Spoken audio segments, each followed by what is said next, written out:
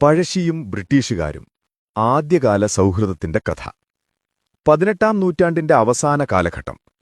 വടക്കൻ കേരളം മൈസൂർ പടയോട്ടത്തിന്റെ ഭീതിയിൽ വിറങ്ങലിച്ചു നിൽക്കുന്ന സമയം. ഹൈദരാലിയുടെയും ടിപ്പു സുൽത്താന്റെയും സൈന്യം മലബാറിലേക്ക് ഇരച്ചു കയറിയപ്പോൾ കോട്ടയം രാജവംശമടക്കമുള്ള പല രാജകുടുംബങ്ങളും തിരുവിതാംകൂറിലേക്ക് അഭയം തേടിപ്പോയി. എന്നാൽ ഒരാൾ മാത്രം നാടുവിട്ടുപോയില്ല. അത് വീരകേരളവർമ്മ പഴശ്ശിരാജയായിരുന്നു. തന്റെ ജനങ്ങളെയും മണ്ണിനെയും സംരക്ഷിക്കാൻ അദ്ദേഹം വയനാടൻ കാടുകളിൽ ഉറച്ചുനിന്നു.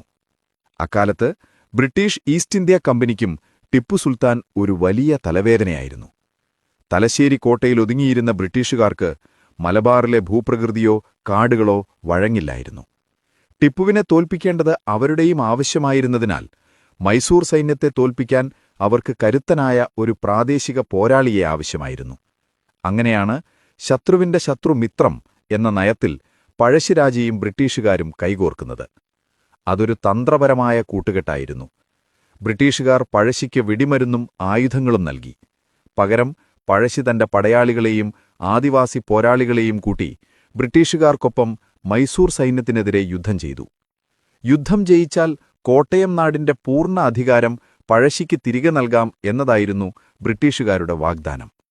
ആ വാക്കിന്റെ പുറത്ത് അവർ തോളോട് തോൾ ചേർന്ന് ടിപ്പുവിനെതിരെ പോരാടി.